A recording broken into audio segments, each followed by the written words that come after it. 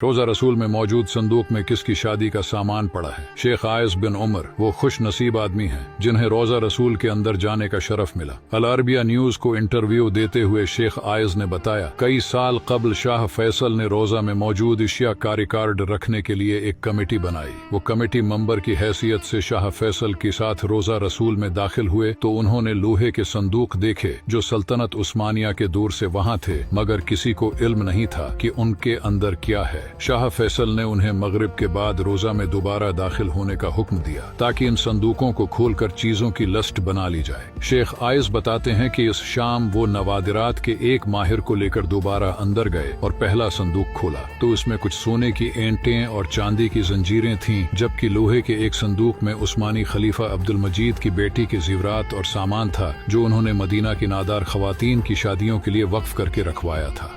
इसके अलावा रसूल पाक की जात से मुंसलक बहुत से तबरकात भी मिले। इन तमाम तबरकात को रोजा से उठाकर मदीना म्यूजियम में रख दिया गया, जहां लाखों मुसलमान हर साल उनकी जियारत करते हैं। अल्लाह सबको ये अपनी आंखों से देखना नसीब करे, आमीन।